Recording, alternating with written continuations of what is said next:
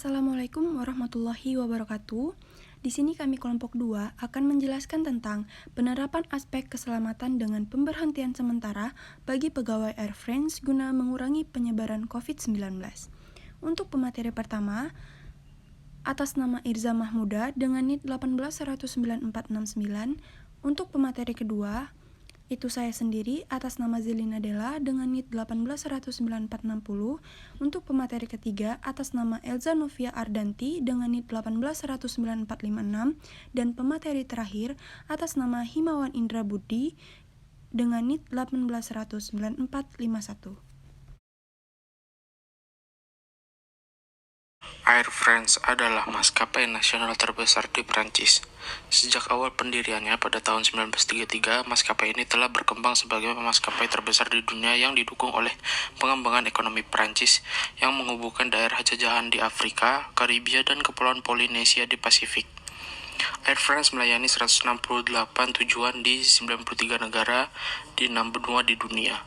Pada tahun 2004, Air France melakukan merger dengan maskapai Belanda KLM Royal Dutch Airlines dan menghasilkan perusahaan induk bernama Air France KLM yang dikenal sebagai salah satu maskapai dengan pendapatan terbesar.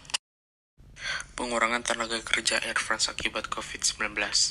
Karena wabah corona, maskapai penerbangan nasional Prancis Air France akan mengurangi 90% aktivitasnya selama pandemi ini berlangsung. Tidak cuma itu, hingga 80% tenaga kerjanya pun diberhentikan secara sementara. Serangkaian penyesuaian lain termasuk PHK sementara terhadap 80% dari hampir 40.000 karyawan grup juga segera diumumkan. Artinya 32.000 karyawan bakal kehilangan pekerjaan selama wabah masih berlangsung. Dalam aturan Prancis, PHK sementara membuat karyawan berhak atas 84% nilai dari gaji bersih, sedangkan pilot dan awak kabin dibayar per jam terbang. Untuk itu, mereka akan diajak berdiskusi dengan Perserikatan Pilot guna mendiskusikan besaran upah yang berhak mereka terima. Baik, di sini saya akan menjelaskan tentang aturan Prancis tentang PHK, di mana dalam aturan Prancis, PHK sementara membuat karyawan berhak atas 84% nilai dari gaji bersihnya. Maka dari itu, 16% sisanya yaitu akan dipotong karena mereka tidak bekerja. Nah, untuk pilot dan awak kabin akan dibayar per jam terbangnya. Nah, Air France sendiri karena mereka telah bergabung dengan KLM mengatakan bahwa virus corona ini akan menghambat dan menghilangkan beberapa keuntungan. Dalam kita lihat sendiri, pada Februari, maskapai ini telah kehilangan 0,5% penumpang dan akan memperkirakan kehilangan sekitar 150 juta euro hingga 200 juta euro April mendatang. Baik, di sini saya akan menjelaskan tentang kerjasama keselamatan penerbangan Indonesia dengan Prancis. Pemerintah Indonesia dan Prancis melakukan pertemuan teknis untuk membahas keselamatan penerbangan kedua negara, pasca pencabutan larangan terbang dari Uni Eropa. Dirjen Perhubungan Udara, Bapak Agus Santoso mengatakan, pertemuan bertajuk Direktur Jenderal Remarks on 3D Steering Commit Meeting Indonesian France Technical Cooperation tersebut merupakan pertemuan lanjutan dari kesepakatan kerjasama teknis yang telah ditandatangani di kantor Direktur Jenderal of Civil Aviation di Paris pada 27 November 2017. Kami duduk bersama untuk membangun kerangka hukum kerjasama internasional yang kuat antara Indonesia dan Prancis dalam membangun perbaikan keselamatan penerbangan Indonesia yang berkelanjutan. Ucap Bapak Agus dalam siaran pers Kamis pada tanggal 5 bulan 7 2018 lalu. Beliau menambahkan pertemuan teknis lanjutan tersebut untuk meninjau dan menetapkan proposal program pendukung berikutnya dalam hal perbaikan keselamatan penerbangan Indonesia.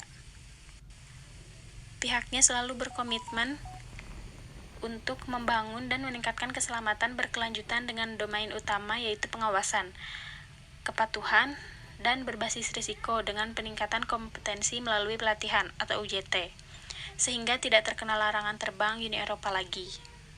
Pada kesempatan tersebut, Bapak Agus menyatakan terima kasih atas bantuan dari DGCA Prancis dalam pelaksanaan sistem pengawasan keselamatan penerbangan, sehingga Indonesia berhasil mendapat nilai yang sangat baik dalam audit organisasi penerbangan sipil internasional atau ICAO.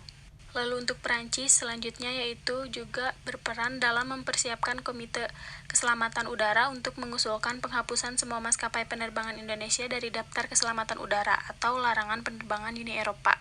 Untuk penghapusan daftar tersebut menjadi prioritas tertinggi Dirjen Perhubungan. Daftar keselamatan udara Uni Eropa adalah salah satu instrumen utama Uni Eropa untuk menawarkan tingkat keamanan udara tertinggi kepada masyarakat Eropa.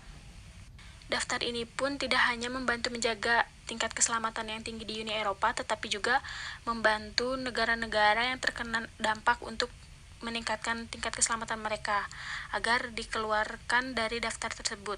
Selain itu, daftar keselamatan udara Uni Eropa telah menjadi alat pencegahan utama dan memotivasi negara-negara dengan masalah keamanan untuk menindaklanjuti sebelum terkena larangan. Di sisi lain, pengamat penerbangan Alvin Lee menyebutkan perbaikan keselamatan tidak hanya dilakukan oleh regulator dan maskapai. Sektor lain seperti bandara dan navigasi harus mampu ikut mendukung. Seperti pengembangan juga harus dilakukan oleh Airnav Indonesia dari sisi pengembangan kapasitas pelayanan baik kualitas infrastruktur sampai dengan sumber daya manusianya. Pada sisi lain, pengelola bandara diharapkan mampu terus menambah kapasitas dan kualitas pelayanan. Dan juga tidak hanya hal tersebut, baik sisi udara seperti landasan pacu atau runway, landasan penghubung atau taxiway, dan parkir pesawat atau apron, maupun gedung terminal menjadi dua hal utama. Pembangunan dan pengembangan harus sesuai dengan standar keselamatan internasional, serta dengan pemeriksaan keamanan bandar udara untuk mencegah hal yang dapat membahayakan penerbangan juga tidak boleh dilupakan, apalagi sampai dapat merugikan. Baik, itu yang dapat saya jelaskan. Selanjutnya akan dijelaskan oleh rekan saya. Baik buruknya PHK karyawan. Yang pertama, sisi baik, mengurangi mata rantai penyebaran virus. Karyawan yang di PHK lebih banyak di rumah untuk menjaga kesehatan, bisa berkumpul dengan keluarga, dan mengurangi polusi udara. Yang kedua, sisi buruk, karyawan kehilangan pekerjaan yang tetap, mengalami kesulitan ekonomi, dan meningkatkan jumlah pengangguran.